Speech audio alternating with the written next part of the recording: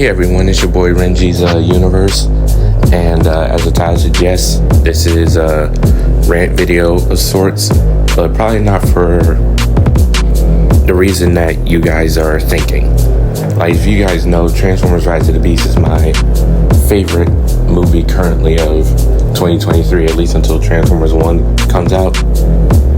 And this rant video is solely based off of people make this movie out to be worse than it is.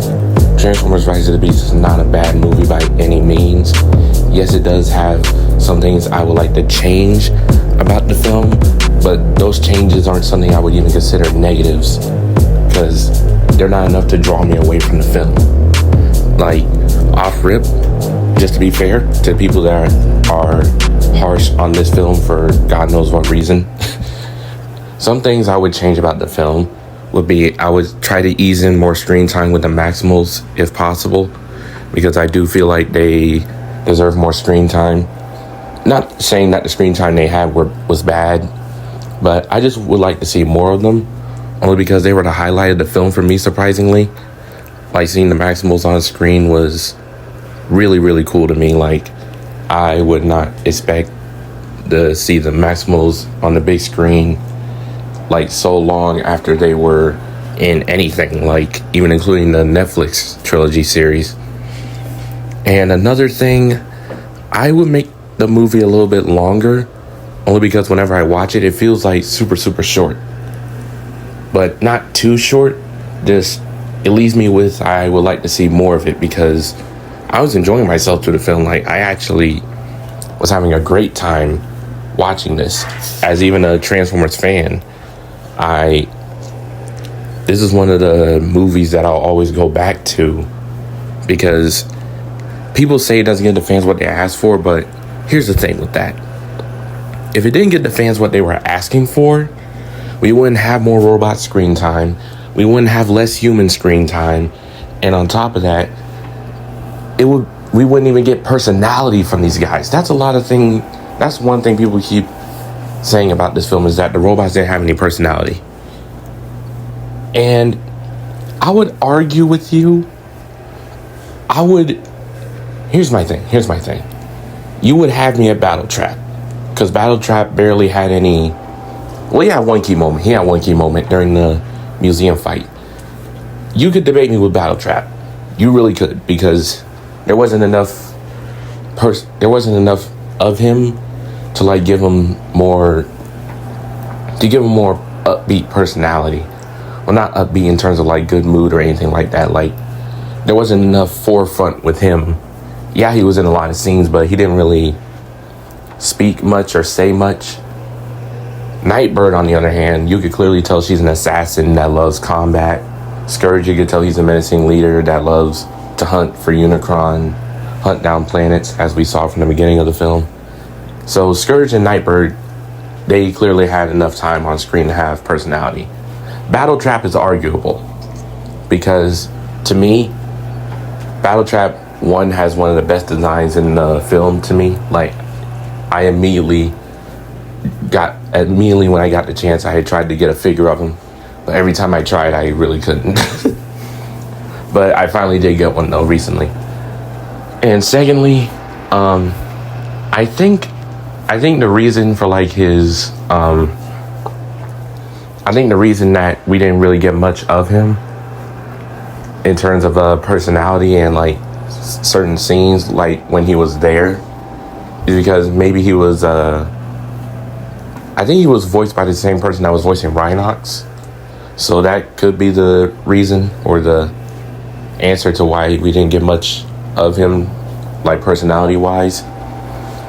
And another thing I've been seeing is that people flat out just call Rise of the Beast a disappointment. And I'm like, okay, if Rise of the Beast was such a disappointment, Hasbro wouldn't even deem it as a success. Hasbro themselves called it a success. And people want to say this movie did poorly, but this movie had a $200 million budget, and it made $400 million. It beat its budget.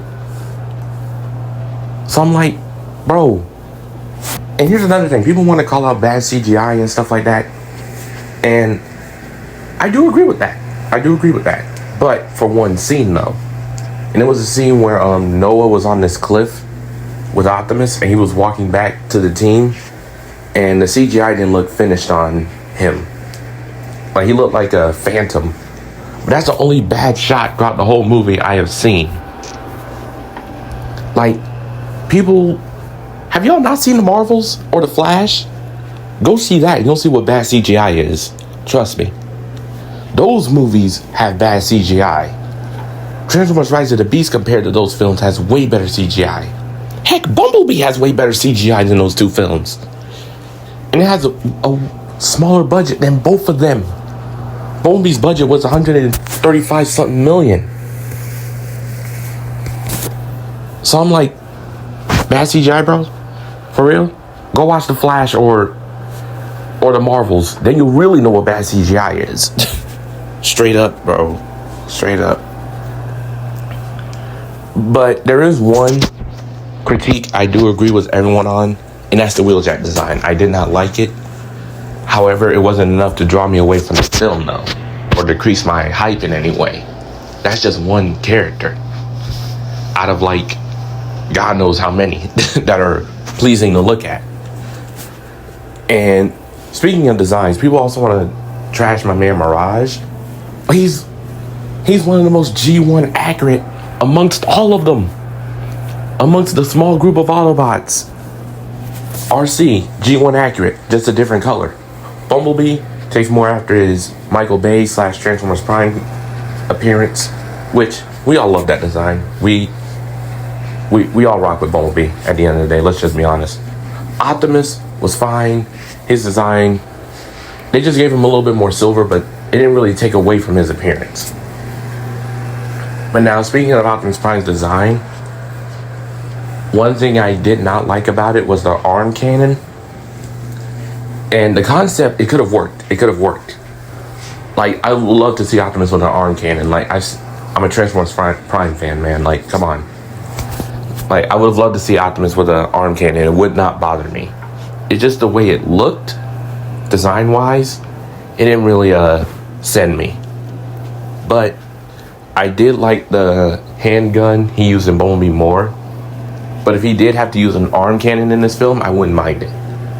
Because it's just a critique. It's not enough to be a negative, to, like I said at the beginning, to draw me away from the film.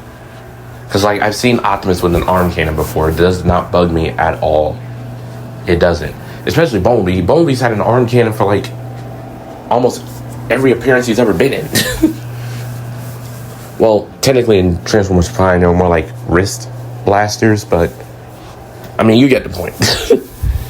Or Cyberverse, if you want to count that. He had a sort of a stinger arm cannon thing. So, I mean, Transformers with arm cannons aren't really a bad thing. I mean, for God's sake, Bulkhead had one in Transformers Prime, and we all loved it.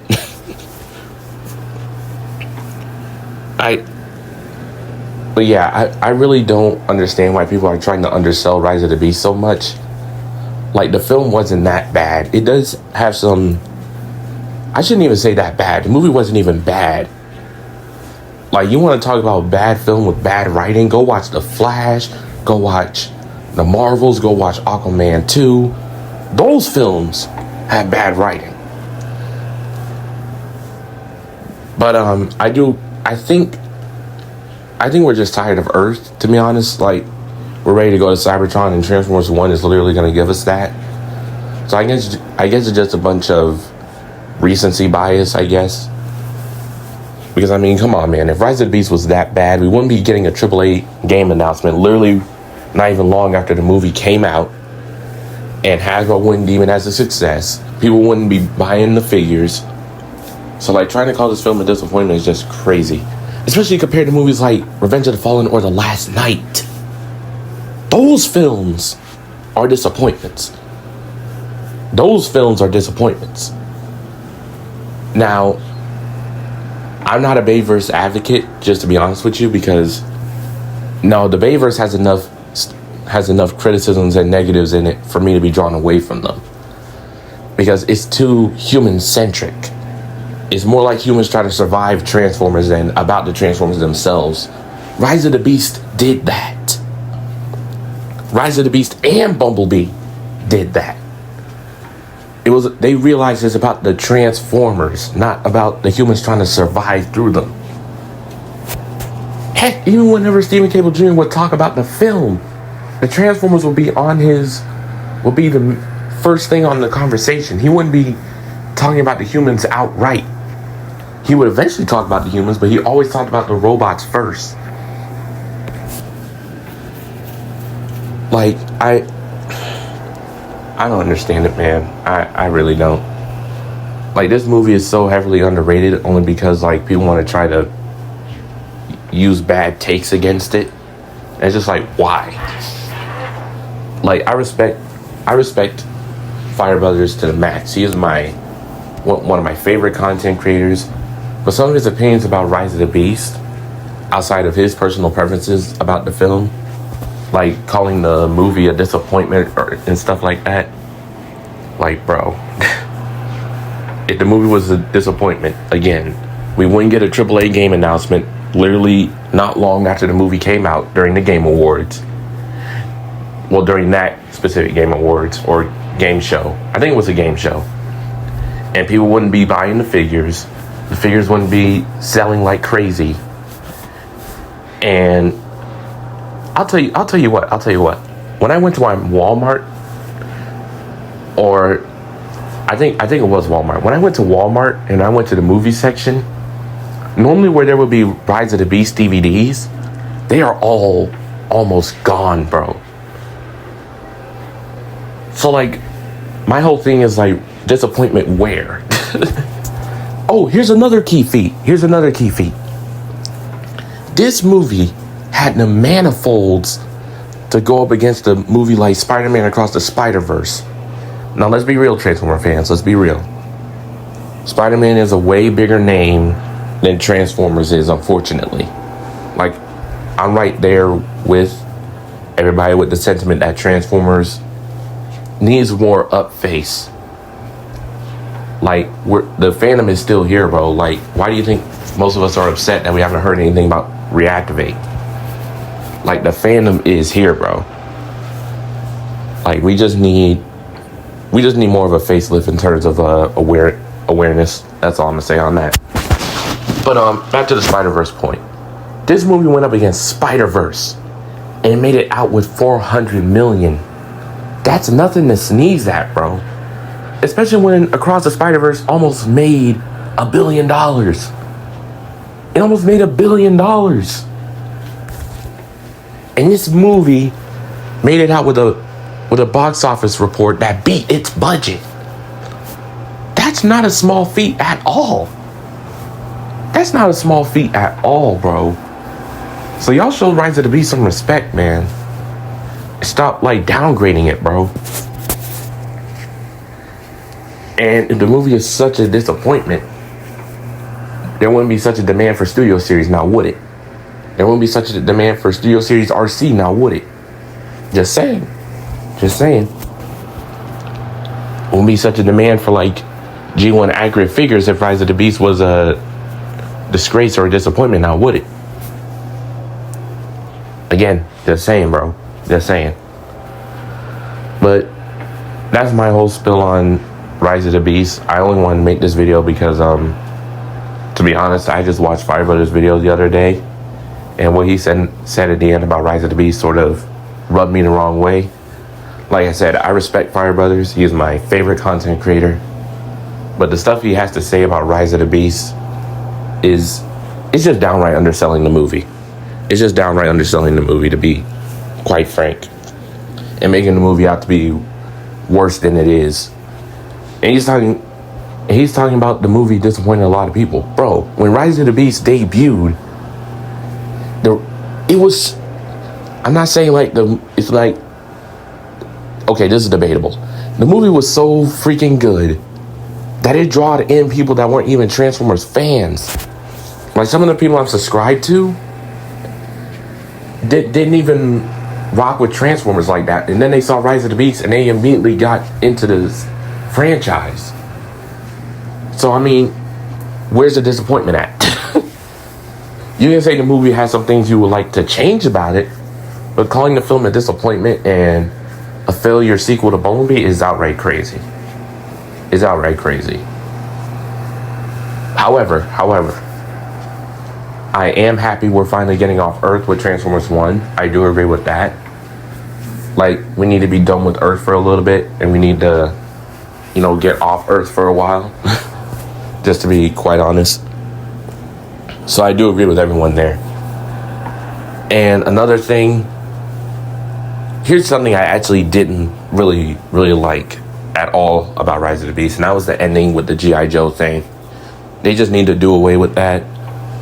G.I. Joe does not need to fit in with Transformers. I understand why they're doing it, or should I say why they are trying to do it, because things could change if they see the reception of the ending. But yeah, we don't need G.I. Joe to tie into this, bro. We really don't. But yeah, that's my whole spill on Transformers Rise of the Beast. I'm finally breaking my silence on it, because I think this movie is ragged on for like no reason, when it's literally the most source material-esque movie that we've ever gotten. And to be honest, I'm gonna bring up Mirage again. We should be happy that Mirage isn't flat out red, like it was in Dark of the Moon. Like, that looked nothing like Mirage, bro. Like, when someone came up to me and told me after seeing Dark of the Moon that red Autobot was Mirage, I was like, bro, what? Like, why? Like, don't get me wrong, Dark of the Moon, story-wise, is great. Because, they did do more Transformer lore-heavy stuff in that film. Shockwave was actually a really good design in that. Had a really good design in that film. I wish he didn't die so early. But, yeah, man, I mean, my whole thing is, it's fine to have criticism about Rise of the Beast, and some things you would change about it, but some of the stuff y'all saying about the film to be a negative isn't really a negative. That's just something that y'all would want to change. And to be flat out honest for a second, the criticisms that people bring up aren't even enough to be negatives. It's just stuff that y'all would like to change, as I said before. Yeah, I wish the Maximals got more screen time. I wish the movie was longer so we could get more of it, to be honest. And the last thing I want to bring up, that I've been seeing a lot of people say before I close out this video, is that people say that RC was useless and Mirage didn't do anything. And here's my thing about that. In the museum fight, Bumblebee literally died. Optimus was getting washed, and those two are the strongest of the team. Those two are the most powerful of that group of Autobots, and they're getting washed by the Terracons. What do you expect Mirage and RC to do? Like, Mirage is weaker than B. And RC is even smaller than all of them, and the best she can do is shoot. And like, it's the Transformers Prime thing, where the lasers don't really do anything to the opponent. And I mean, here's why I don't have a problem with it. Because if they were beating the mess out of the Terracons, you will have an Ant-Man and the Wasp Quantumania situation, where the main villain shouldn't have died that quick.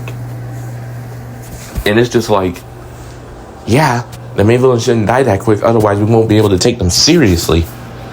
Scourge offing B was the moment that you were like, bro, we cannot take this guy as a joke. Like, he is a threat. We have to be serious.